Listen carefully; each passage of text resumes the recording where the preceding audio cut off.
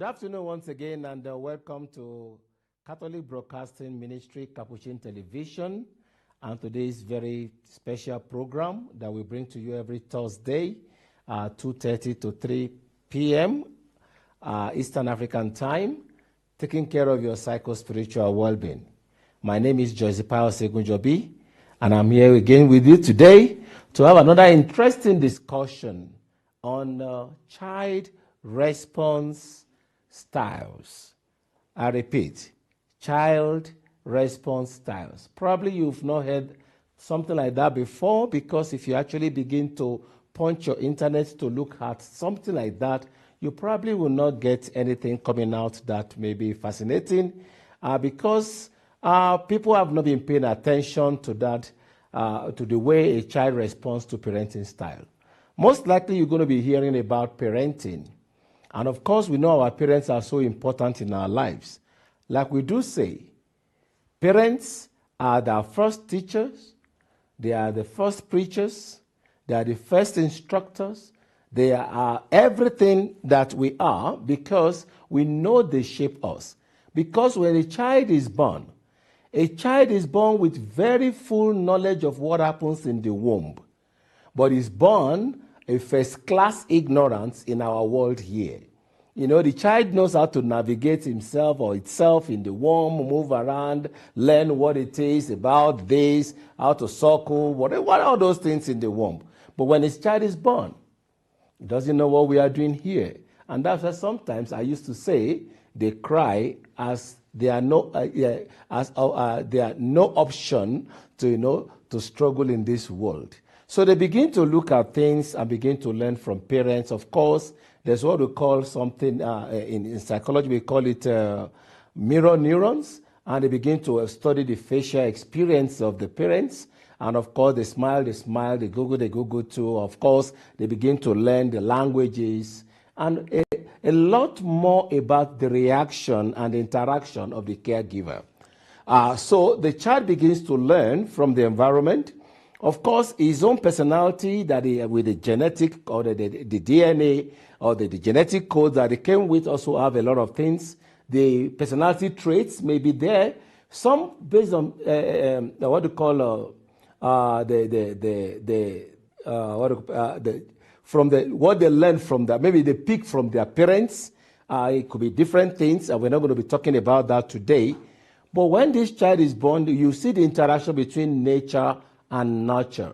Like I said in one of my poems, that in the success of nature, you are nurtured. But in the success of nurture, you are you. Because a lot of who we are today is because of the way we were brought up, in the environment where we are brought up, irrespective of our genetic traits or genetic code or our personality traits. The touch of nurture on nature makes more sense than ever, because the more you begin to interact with your world, with your parents, with your siblings, with your neighbors, with families and friends, with the faith community, the more you are actually building up your lens. And it is through this lens you begin to see everything that you see. It is through this lens you begin to interpret your world. It is through this lens you begin to understand what nature is. It is through this lens that you begin to even know how to respond to people when they are actually projecting a certain kind of relational activity towards you. So the nature does a lot of things. I mean, they actually make a lot of sense in our upbringing. And that is why sometimes the way we react to things are different, and the way we take situations are different. So there comes about parents. And that is why when you look at many studies, parents are always seen to be responsible to whatever becomes or whatever outcomes of the life of a child is. And that's why you find studied about even in addiction, when the child is addicted, we want to point an accusing figure at the parents as if they are the one responsible for it. When there's a delinquent behavior, we begin to point an accusing figure at parents, and all about parenting. And I bet you again, you can go on your Google and Google it. You see a lot of studies about parenting. However, do we look at the part of a child? That's what we'll be talking about today. Do we actually consider the child too when we are thinking about the parents? So first of all, when we talk about parenting, let me spend a little time to talk about that. Of course, studies have shown that we have maybe 4 types of parenting styles. We call them parenting styles. We have the authoritative, we have the authoritarian, we have the permissive, and the neglecting kind of style. And when we talk about this, when we talk about the authoritative style, and that's for some people actually seems to be one of the best, but I know that no person actually exhibits that 100%. All these different kind of styles are in everyone, because there are times you act authoritatively, there are times you act authoritarianly, there are times you even become neglecting, or some you become permissive. But when we talk about authoritative, what does that mean? It means a parent that is very strict, and very disciplined. People call them disciplinarians. They don't take nonsense from their child, but they pay attention to the child and they try to let the child understand why they do what they do, why they say what they say, in such a way they are in kind of a good communication with the child, and they have in what we call healthy relationship with the child. Take, for instance, if the child in this situation says he's going out, the parents can say you are not going out. And when the child can actually ask, be free to ask the parents without fear, but daddy, why? And the parents will be able to say, because you have not done your homework, for example. That's authoritative. They can negotiate sometimes, but they try to explain things, to explain things to their children on why they do what they do. The authoritarian is different, a little bit. What I mean different is that, of course, they are also disciplinarians. They can be very strict too, but they don't put the interest of the child into consideration. They tend to be very stern.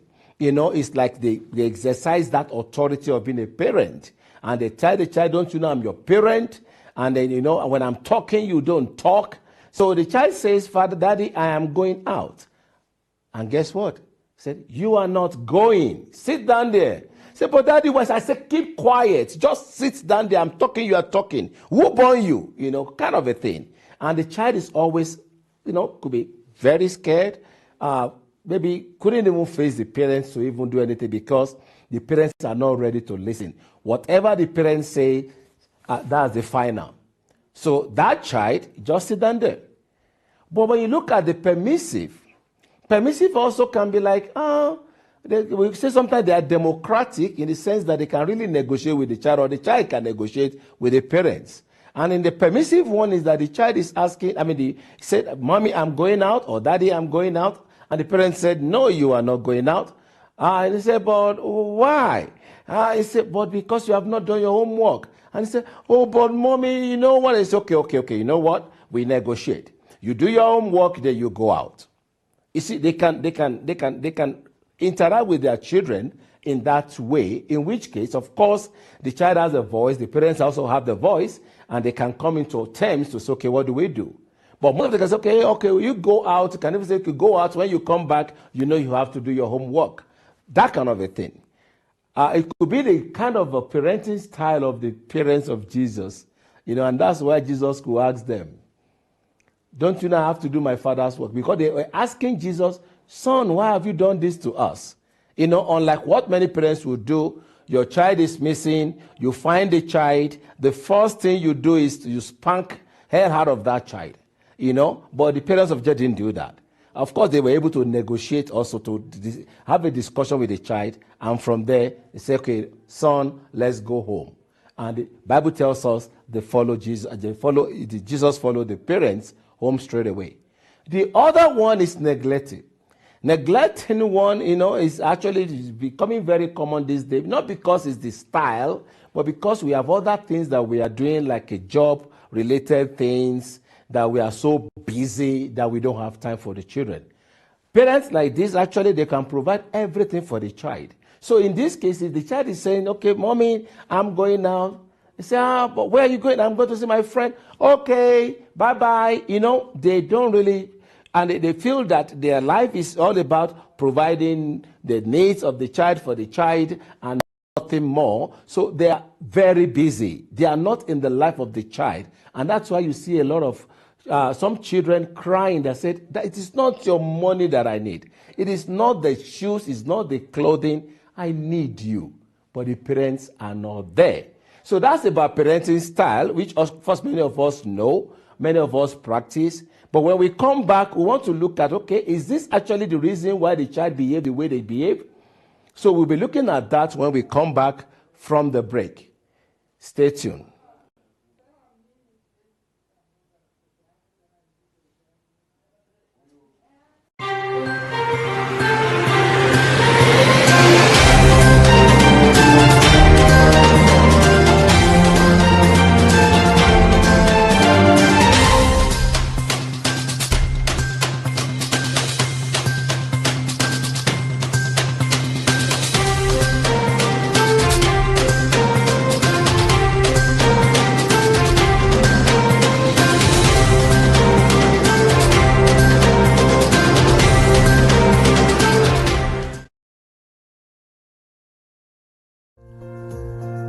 Kipaimara ni sakramenti yenye kumpa Mkristo Roho Mtakatifu na ukamilifu wa mapaji yake 7, kumfanya Mkristo mkamilifu na kumfanya shahidi hodari wa Yesu Kristo mpaka kufa.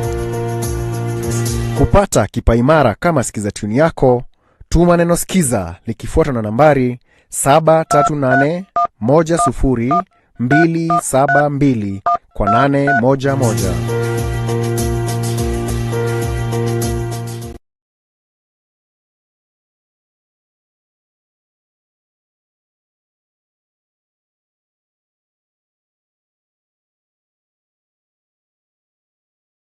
You are watching Capuchin TV. For any complaints, comments, or compliments on our programming, you can either write to us on info@capuchintv.co.ke or you can call us directly on 0717 424 866.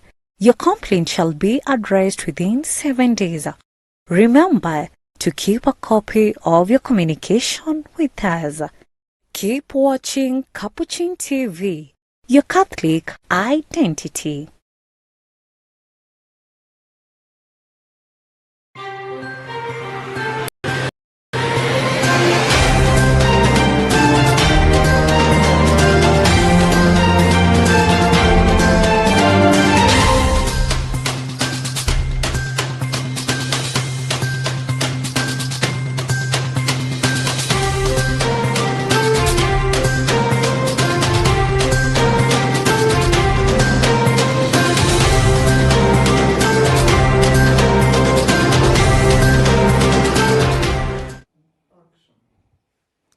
And welcome back to Catholic Broadcasting Ministry, Capuchin TV. Again, this is the special program we run every Thursday.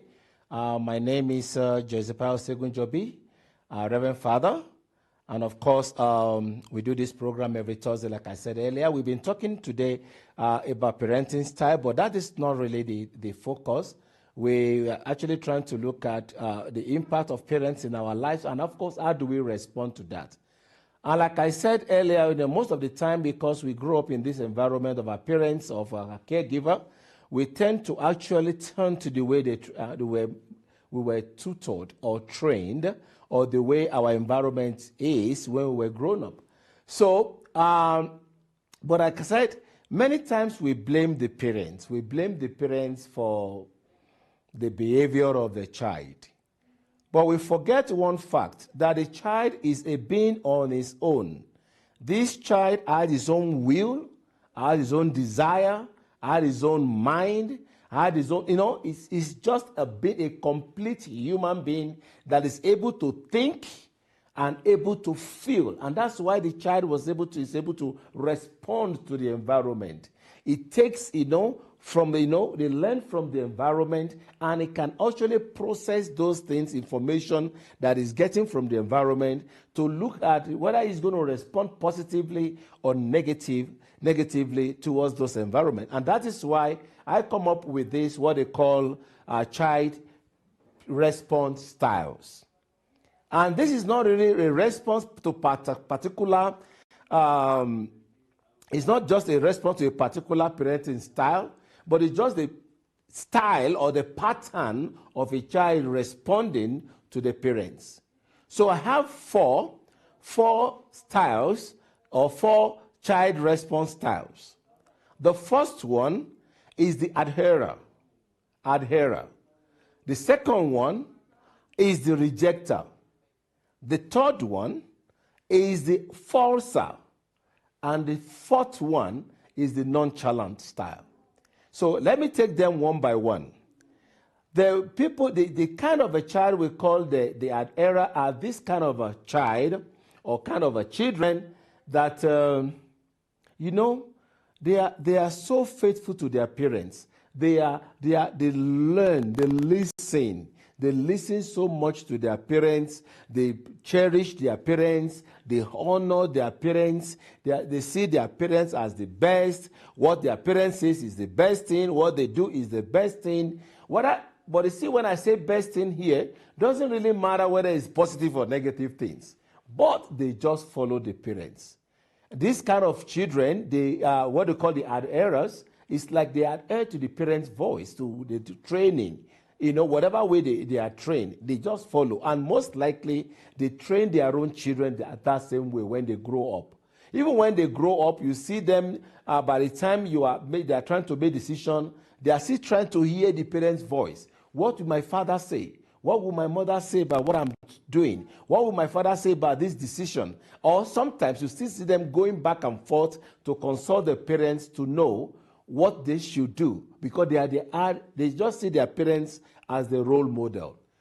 Some of these children, you find them in real life, that if their father or the mother is a medical doctor, for example, they tend to be medical doctor. If he's a lawyer, they tend to be lawyer. If he's a teacher, they tend to be teacher. And they want to do things the way their parents do it.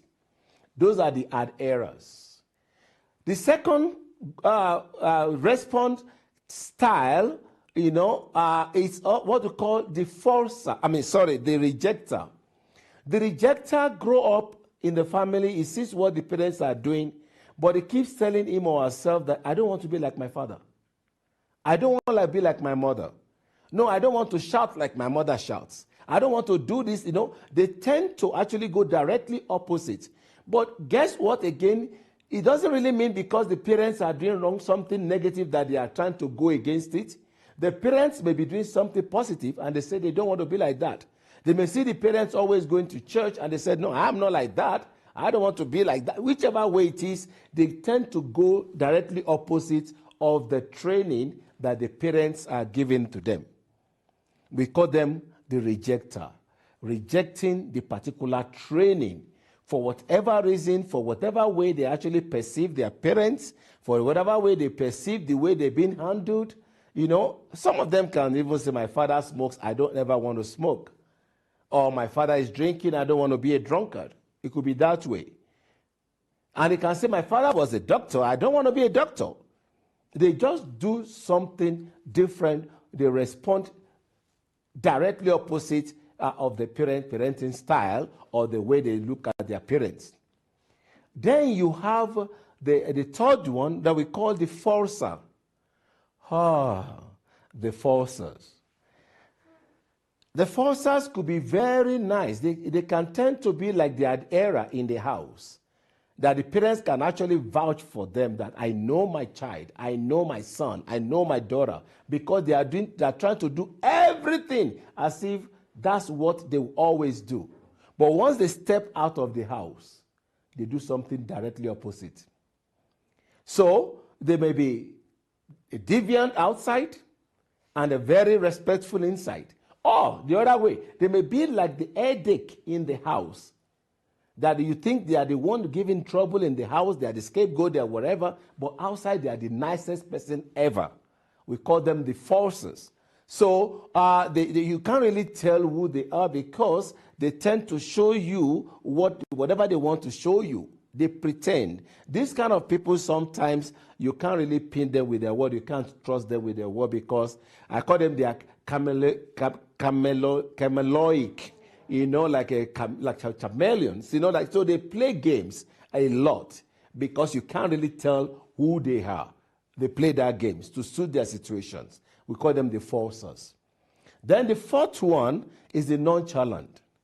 The nonchalant are the carefree kind of a child that you can't really tell also where this child is. You don't know where he's angry, where he's joyful, where is this, or when you are acting negatively towards the child, they may just look at you and just smile. And it may look like they are actually not responding to whatever training they are receiving. But guess what? These kind of children, they know exactly what they want. But you can't just tell what they want. And I repeat, they know what they want, but you can't just tell what they want. So why are we talking about all this today is that, to begin to let us change our mind from the way we just, hammer and hammer and hammer on the parents, thinking everything about a child depends on the children. No, the children have their mind. There are children that actually you think they don't know anything, and they know much more than you could ever believe, you can ever imagine. Especially on the world today, where the information that flies around is just enormous, and you have no idea exactly what your child is taking in. And don't think because you are the parents, the child must follow your own way. And that is why we're exercising whatever form or type of parenting modalities or style we are trying to use in our home, always consider your child. Even when you are making decisions in your family, always consider, because this child is also an entity that has the mind, that has the thoughts, that has the feeling, that can relate, that can choose. I repeat, that can choose.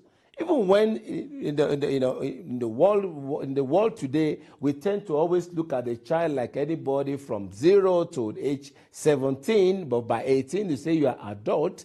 The truth of it is the fact that, of course, I know in the Catholic Church, for example, a child is given communion because we say that child has reached the age of reasoning.